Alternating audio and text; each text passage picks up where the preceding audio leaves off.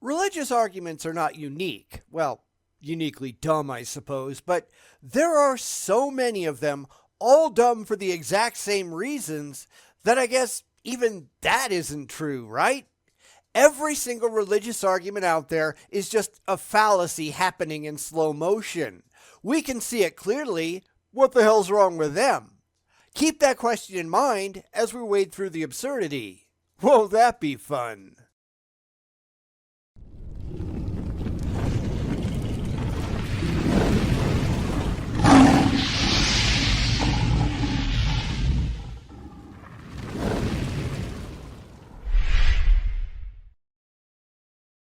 We're going to do a video from a channel called PhilosophyToons, and it's going to prove just how dumb the religious really are. It's called The Most Unique Argument for God's Existence. And, uniquely dumb? Maybe. But that's about as close as they're going to get. This is going to be a deep dive into everything wrong with the ontological argument and why Anselm was a complete imbecile for doing what he did. This is not how intelligence and rationality work. In fact, quite the opposite. So strap in, this is going to be painfully dumb, and the religious won't understand it at all. Because they don't actually care. They just really want to believe. Arguments for and against the existence of a god are varied and plentiful. And completely useless. They can never prove or disprove anything by their very nature.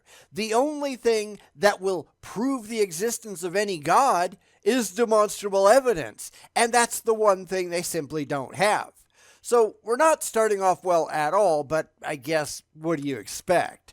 The religious know they have no evidence. They have to by now, which is why they turn to arguments in the first place. They've already failed before they start. But if we had to wait for evidence, I guess I'd never make another video again. That's not necessarily a bad thing, I guess. At least I'd be able to go out and do other things, but I guess this is the path that I've set for myself, so I've got to keep pushing through. So arguments mean absolutely nothing and will never prove any gods. Given that abject failure up front, what else have you got?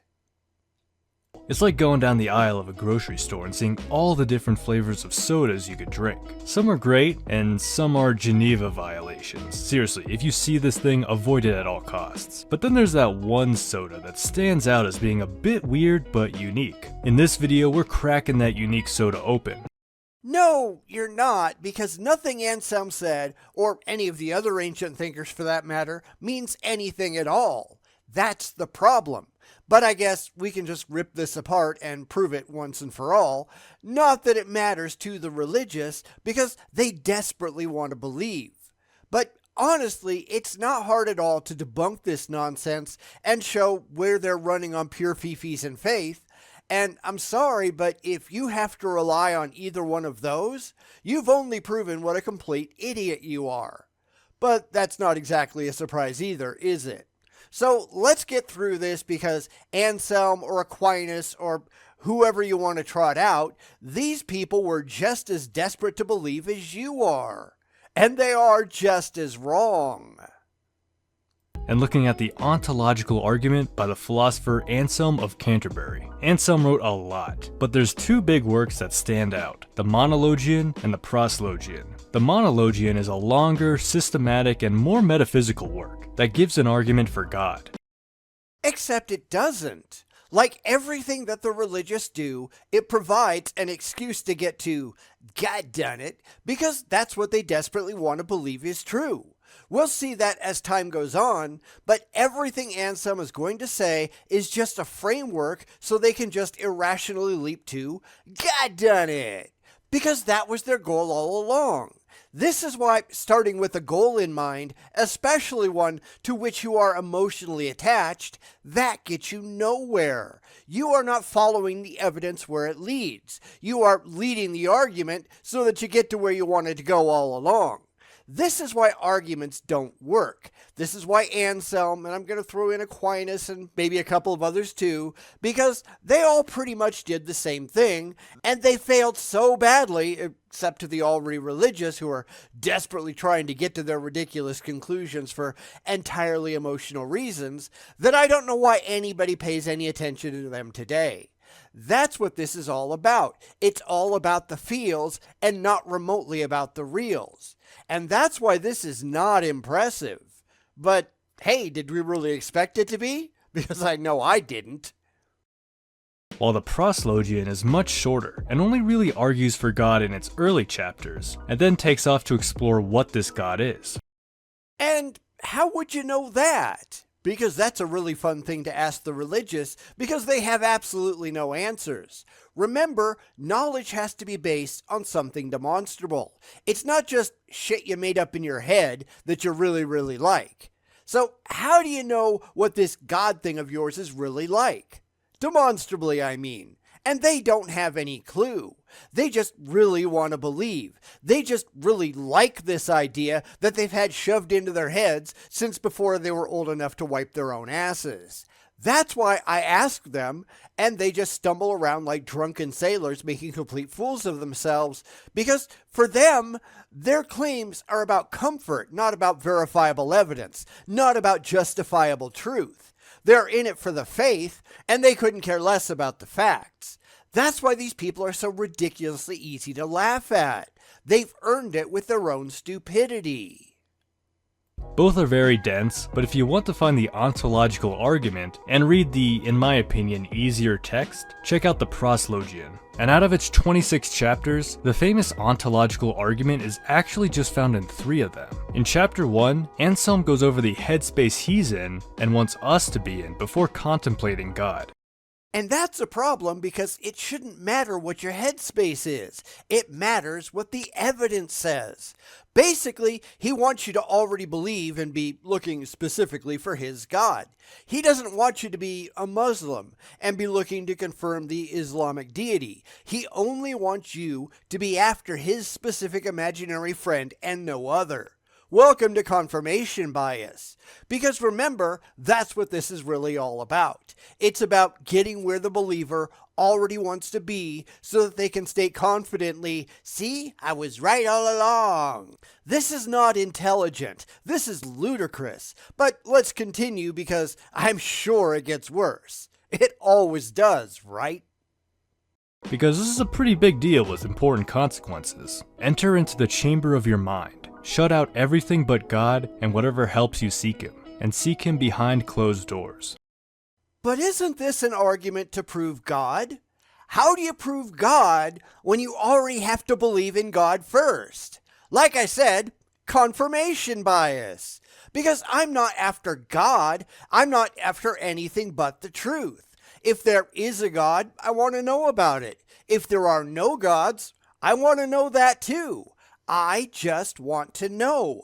I have no destination in mind except the truth.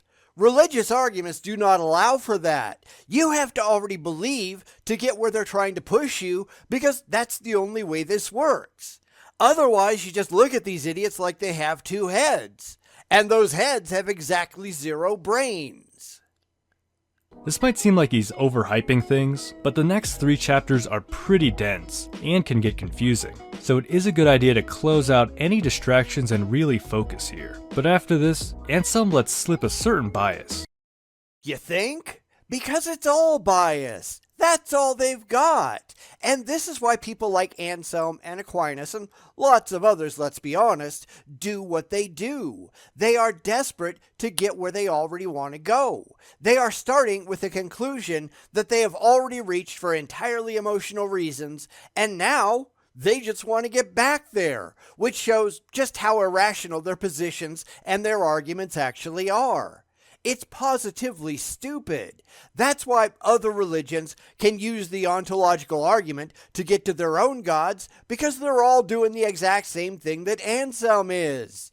Yada yada yada, therefore Allah, or Krishna, or whatever. Just fill in the foregone conclusion and pretend you've done anything of value. Because you haven't. You just made a complete fool of yourself. But honestly, what can we expect? He admits that before any attempt to understand God, he proclaims that he believes in God. Maybe this leads to confirmation bias. What do you think? Absolutely, because Anselm wasn't after truth. He was after his pre-existing beliefs. As we continue, you'll clearly see that he doesn't care about extracting the best supported conclusion from his premises, and his premises are crap to begin with, let's be honest. He's just saying, here's a bunch of stuff that I've purposely constructed so I can staple "God done it" on the end and call it a day. Because he hasn't actually argued for the real existence of anything. He just wants to say, see, I was right all along. But that doesn't make you right. This is true of virtually all religious arguments, no matter who comes up with them, because there's a massive gulf between the premises and God done it. You have to actually get there with evidence, not with blind faith. These people are real idiots. It's all just pathetic. For I do not seek to understand in order to believe. I believe in order to understand. For I also believe that unless I believe, I shall not understand. Because he's only after the emotional conclusion that he really wants to reach. And that's entirely circular. Let's be honest, anyone can do that. Silly argument that leads nowhere. Therefore, invisible, intangible, universe-creating pixies done it. The pixies were just yanked out of your ass, just like God is. This is something you wish was true, but that doesn't mean that it is. And this is why these arguments don't get you anywhere, because you cannot rationally derive these conclusions from the premises presented. In fact, the premises themselves are not demonstrable to begin with most of the time. They're just a vehicle to get them where they want to go. Most of these arguments, they're all constructed backwards. They start with the conclusion first, and then they build the premises so that they can get right back to the conclusion that they want to reach. And that's not how rational thinking works. But then again, look at who we're talking about, right? Alright, so that was a lot of setup. Let's now get into the actual argument. He starts by asking, what would a god be? How would we define him? That's irrelevant. You cannot define something that doesn't actually exist into existence. You have to look at the real thing to discover what its characteristics are, not the other way around.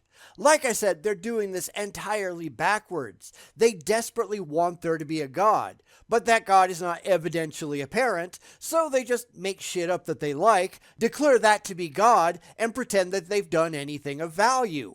But they haven't. This is just, hey, wouldn't it be cool if, whatever. But nobody actually cares about if. Nobody with a brain anyhow. We care about what is. You have to be able to demonstrate what is. You can't just ask, what would a god be like? Until you have reason to think that there are any gods in the first place. Or you're writing fiction, which is what the religious have been doing since time immemorial. If you know it's fiction, fine. Fiction is great. If you think fiction is reality, you've got mental problems. Seek help. Or more likely, it. Anselm believes that we would all be in agreement that God is something that which nothing greater can be thought. And Anselm is an idiot, or was since he's long since dead. A thing, no matter what it is that which it actually is. You don't get to just make shit up. You have to examine the reality to ensure that your definition is accurate to the facts. But the religious don't care about that, do they? They are not remotely concerned. God is just a concept in their heads, and then they just lose sight of that fact and decide, well, hey, it's just gotta be real, which means they have something seriously wrong with them upstairs. But Batman is real. No, that's not how that works. But it says so in the comics. Yeah, let's call the people in the white coats because you need serious professional help. This is what's going on. You can't just define things into reality that you really, really like. Into fantasy? Sure, go right ahead. We do that all the time. Reality, though, is that which actually is. If you want to actually describe reality, you need to be able to examine reality objectively so that your description matters.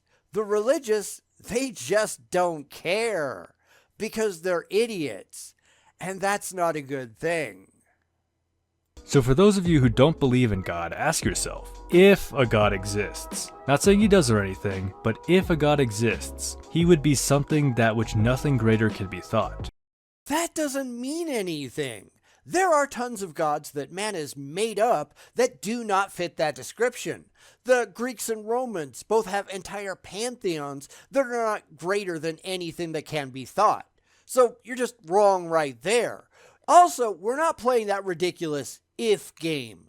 If is not because. If a God existed, we'd need to be able to examine that God to see what it was actually like. You can't just assign arbitrary characteristics and hope to be anywhere close to reality.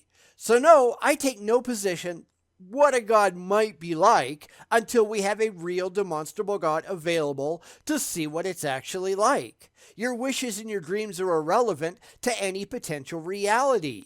Stop making a fool of yourself. Grow the hell up. Whatever great thing you could think about in your imagination, like a Popeye's box combo or $30 billion. Which is still irrelevant. You don't get to just define anything into existence. You have to study it to see what the reality actually is. And back in the day, this was already debunked by critical thinkers who pointed out exactly what I'm pointing out today. Guanillo and his perfect island analogy. You know, the one that isn't real? Because doing thought experiments doesn't get you to demonstrable truth. It gets you to imagination, and imagination means jack squat. I can dream up what I think is the perfect meal, but that doesn't make it real, and it's the reality that actually matters. This really can't be that hard, can it? A god would be thought to be greater than these things, right? Why? Because there are all kinds of really irrelevant gods out there that man has just dreamed up. The Hindu goddess Chinnamasta is the goddess of self-sacrifice and sexual restraint, who cut off her own head and just wanders around while blood spurts out of her neck.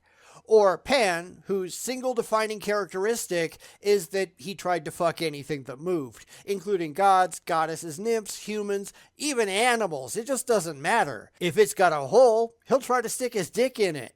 These are not all-powerful gods. Then you've got something like Siamites, and I probably pronounced that wrong, but that was the Lord of Beans. There was even one Slavic god whose entire sphere of influence was making sure the bread rises evenly. They were so completely irrelevant that nobody even remembers their name anymore. Or there was Koalismus, the Greek god of stupidity and foolishness. I mean, I could go on and on and on. Just because you want a really, really powerful God, that doesn't make it real. This whole thing is really, really dumb. I think Anselm is safe to assume that even atheists would grant this. And you'd be wrong. I am not going to grant anything for which no evidence can be offered. Because again, it doesn't matter what you can dream up. It doesn't matter what you want to be true. Anselm's argument is about establishing a real existing God, and it does absolutely nothing even remotely close. If you're going to say, well, I'm going to just rationalize this thing I made up, fine. Okay, I don't really care. It doesn't matter. If you're going to assert that this thing that you made up is really real, then you've got a lot more work to do. This is why these arguments get you absolutely nowhere, because they're just inventions out of whole cloth. It's what they really wish was true, what really sounds good to them, what makes them happy. It has nothing at all to do with reality, and I only care about reality. Maybe you should give that a shot. It can only help. This mental understanding of God. So God exists in our imagination. That's about as close as you're ever going to get without evidence. Arguments will never, ever, ever get you there. So we could just stop right here with everything Aquinas is about to do being dumb and dishonest, but I guess where's the fun in that? I mean, we'd never do another video again if we had to stop the second that the religious lost track of reality, so I guess we're just going to have to continue, just to prove how ridiculous every single step of the process actually is. And it is ridiculous. You'll see. As of now, he's simply a thought, a thing which nothing greater can be thought. And that's as far as it's going to go. The problem is, I can think of lots and lots and lots of things that are greater than the standard definition of the Christian God. You know, how about a God that isn't capricious and evil? How about a God that doesn't send people to hell? How about a God that actually shows up? I mean, the list is very, very long. So even if we were to accept this God that is the greatest thing imaginable, that wouldn't be the Christian God. In fact, I don't think it would be any God that anyone has ever dreamed up, because all gods are just human inventions, complete with human foibles and failings. So I guess that means we're done, right? We can just call it a day? Oh wait, we're only in the middle of the video. All right, fine. Let's see what he tries to pull next. An imaginative thing. Are we all on the same page so far? Or do some of you disagree already? Remember, you aren't saying God exists in reality. You're saying God can exist simply in your mind, as something which nothing greater can be thought. And there's a big difference between existing solely in imagination and existing in reality, right? Anselm uses the example of a painter. Before the painter paints, he thinks up in his mind what he's going to paint. This creation only exists in his mind. And I know exactly where he's going, and it's not going to get him anywhere. Now, I'm going to make you wait until next time to see exactly how he fails, but trust me, he fails. Badly. And this goes without me ever having seen any of it, because I know what Anselm said, granted, but the video maker, no, I don't know what they said. I've got no clue. And I still know this fails, and most of you out there in the audience, you know it too. But we'll see where this goes next time because, why spoil the fun prematurely? Now, everything that he said so far has been completely debunked. His entire point is completely moot. Anselm was a moron, a desperate moron who really wanted to believe for no other reason than it made him happy. But that doesn't actually get you anywhere in reality, does it? This is where the religious really go wrong. They take a random shower thought and figure that because they really, really wish it was true, well, it is. But that's not how that works. You can't just define anything into existence. You can't just make up what you really wish was true. You can't just assert that everyone is going to agree with you, because that never ever goes well, does it? So it's failure after failure after failure after failure, but the religious persist because, confirmation bias. And then they wonder why we laugh at them. I don't. I understand it all too well, because they're idiots. And people really shouldn't want to be idiots, should they? So why do the religious do it so often? Let me know down in the comments if you think you understand, because it is positively embarrassing, isn't it? Not that the religious care, they just really wish it was true, and that's just dumb.